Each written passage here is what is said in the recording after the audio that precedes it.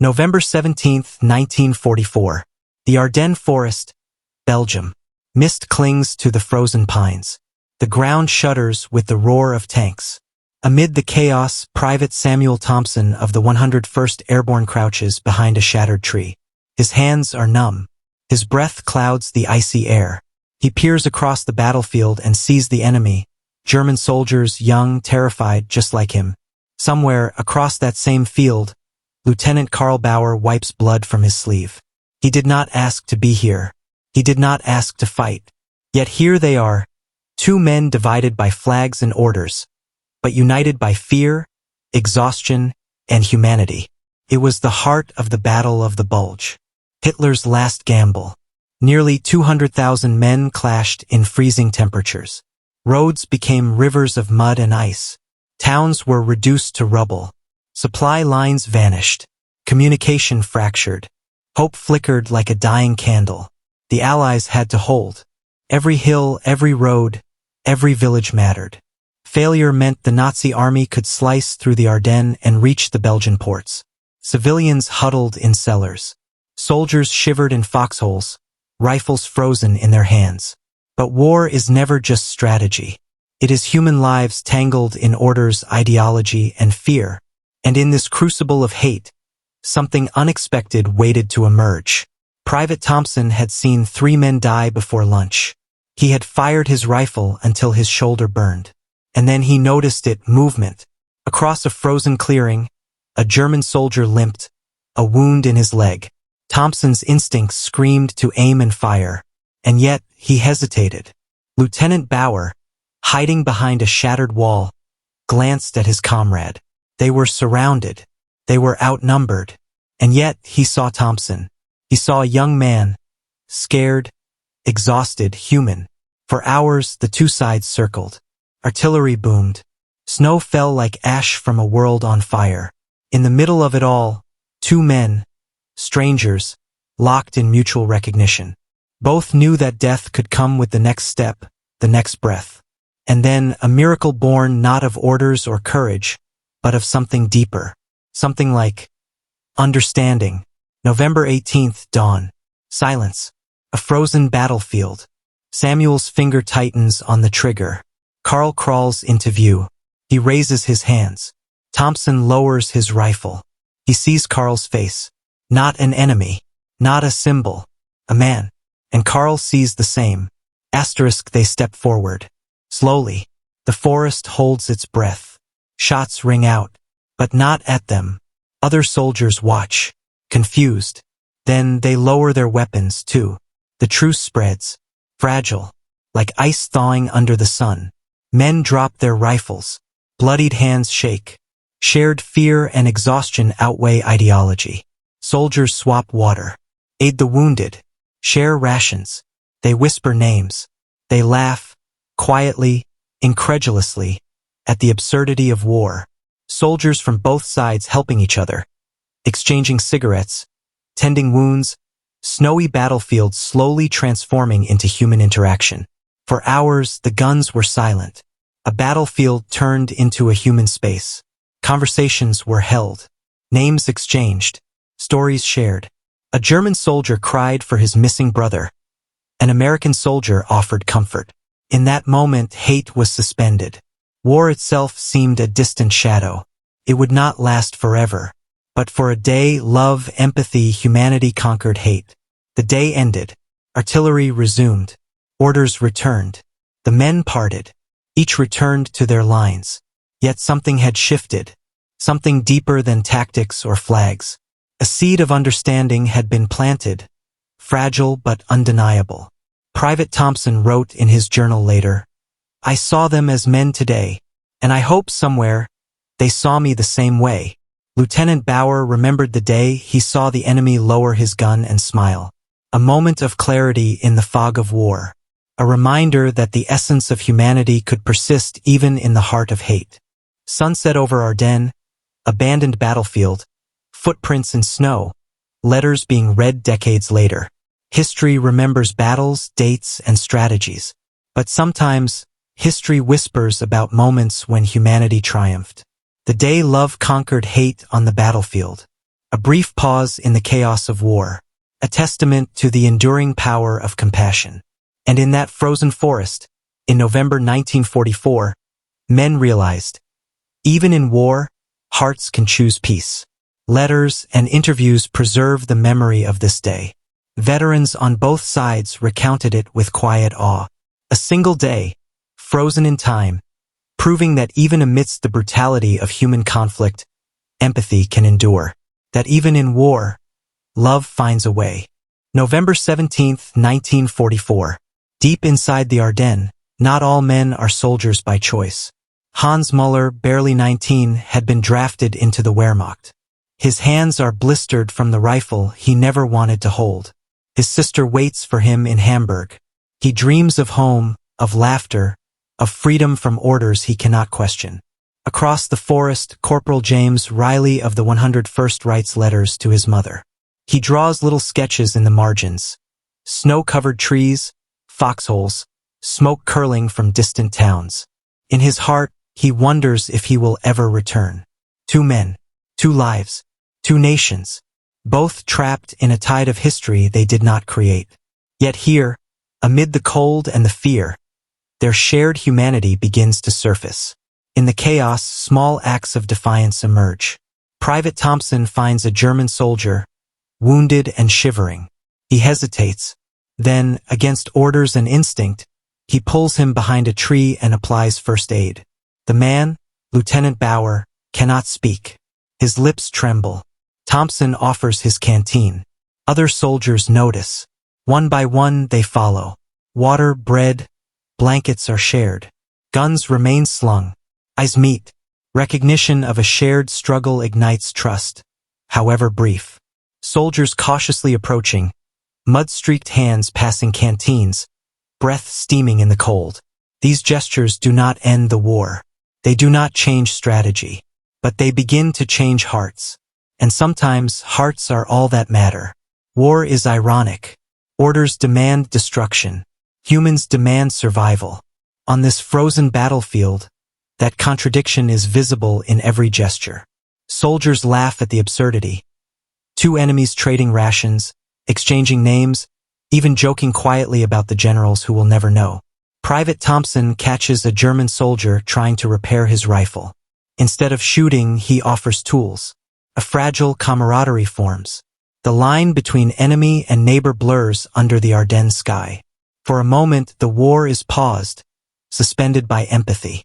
And in that pause, love, simple human love, proves stronger than hate. In the afternoon, a snowstorm begins.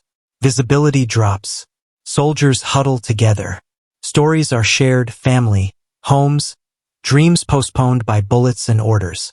Thompson and Bauer find themselves side by side. No words needed.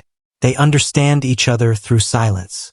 Nearby, a young German soldier sings a lullaby from his childhood. American soldiers join softly. A chorus of empathy rises over the battlefield, over the guns and mud and fear. Snow swirling through trees, soldiers forming a fragile circle, faces illuminated by cold light, muted lips singing together. History will not record these moments. Maps and strategies will overshadow them. Yet they endure in memory, in letters, in the hearts of those who survived. Night falls. The guns resume, distant, mechanical. Soldiers retreat to their lines. Yet something remains. The day has changed them subtly but irreversibly. Trust, even fleeting, has broken the cycle of pure hatred. Years later, veterans recall this day. Some met again, decades later, shaking hands across what was once an enemy line. Their reunion, quiet, simple, human, proves that even in war, love can endure. The battlefield is a strange mirror. It shows the worst of humanity and, occasionally, the best. November 17th to 18th, 1944, was one such reflection. Men remembered not the bullets or orders, but the human warmth in the snow, the compassion in the frozen forest, the courage to choose empathy over hatred. War did not end. Lives were lost. Yet for one day, love conquered hate. And that memory endures, not in history books, but in the hearts of those who dared to see beyond their flags. Weeks after the Ardennes battle, letters began to circulate. Soldiers wrote home, not only of strategy or survival, but of the extraordinary moments of humanity they witnessed. Private Thompson described a German soldier sharing his last piece of bread. Lieutenant Bauer recounted Americans helping the wounded without hesitation. These letters were preserved, typed on thin, worn paper, sometimes smudged by frost or rain. They carried a truth that generals and historians rarely recorded: the simple, profound courage of kindness. One line stands out, written by Bauer. "In that forest, for a few hours, hate was a stranger, and I remembered what it meant to be human." Decades later, survivors recounted the event. Their voices trembled, not with fear, but with reverence. Some remembered laughing alongside the enemy in disbelief. Others cried quietly, recalling the fragility of life and the fleeting triumph of compassion. Veteran interviews reveal a truth that history textbooks cannot capture: that even in a war fueled by ideology and hatred, personal choice could redefine what it meant to survive. And yet, many of these men never spoke publicly, their courage hidden in plain sight, their story carried quietly across generations. The Battle of the Bulge raged on for weeks. Strategic objectives were met, lost, and reclaimed. Thousands of soldiers perished on both sides. Cities were reduced to rubble. Yet, in the midst of destruction, the Ardennes pause remained a singular anomaly. Military historians note it as a temporary ceasefire, a localized event without tactical significance. But morally and emotionally, its impact resonates far beyond the battlefield. It is a reminder that even under the strictest orders, humanity can assert itself. One day, one moment, one forest. It showed that war need not erase empathy entirely. It became a lesson, whispered to those willing to listen. Memorials were erected. Patches of the Ardennes now bear plaques remembering the soldiers who found humanity amid chaos. Descendants visited, curious about letters, photographs, and personal accounts. The day love conquered hate on the battlefield lives on, not as a tactical note, but as a moral compass. It is remembered by educators, historians, and peace advocates as evidence that, even in war, compassion endures. For some, it became a guiding light, a memory to carry forward, proof that even in humanity's darkest hours, light can prevail. Snow falls once more over the Ardennes. The battlefield is silent. Trees sway gently in the wind. Footprints have faded, and the echoes of gunfire are ghosts. And yet, in the silence, the memory of that day lingers. Not in strategy, not in politics, not in history books, but in the quiet understanding that even amidst hatred, love can emerge. That compassion, even fleeting, can define the human spirit. This is the story not of victory or defeat, but of humanity, of men who dared to see each other as men, not enemies. And in that daring, they changed what it meant to fight. History will remember wars. It will remember leaders, battles, and strategies. But sometimes, history will whisper of moments like this, moments when the heart conquered the rifle, when love silenced the gun. Moments when men chose empathy over orders. November 17th to 18th, 1944. The Ardennes Forest. One day in the heart of war, love conquered hate. Decades later, the Ardennes Forest still whispers. Veterans walk its paths, their steps slow but deliberate.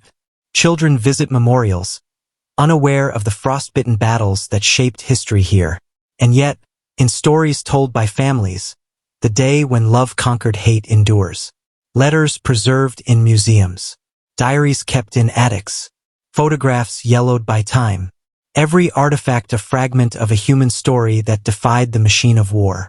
History teaches strategy, politics, victories, and defeats. But sometimes it teaches something deeper. That even in a world dictated by hatred, fear, and ideology, individuals can choose empathy. The Ardennes story is not unique in its events, but unique in its moral clarity. It is a testament that courage is not only in combat, but in compassion.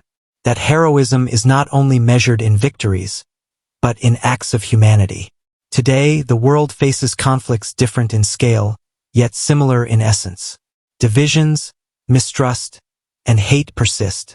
But the lesson from the Ardennes echoes that one person, one choice, one act of empathy can ripple far beyond its moment. Private Thompson's and Lieutenant Bauer's choices are immortal, not because they shifted the tide of battle, but because they shifted the tide of hearts. Snow falls again over the Ardennes. Trees sway in the wind. Footprints remain, silent reminders of choices made long ago. A frozen battlefield transformed by the warmth of shared humanity. The guns have long since faded. Flags have been raised and lowered countless times. Generations have come and gone. Yet, in memory and in moral courage, one day stands eternal. The day love conquered hate on the battlefield. History records battles, but it is stories like this that define the human spirit. The Ardennes remind us, empathy can exist even in the darkest hours. Courage can take the form of kindness. And love can conquer hate. Let this story endure. Let it be remembered. Let it guide us not only as a lesson from the past, but as a beacon for the future.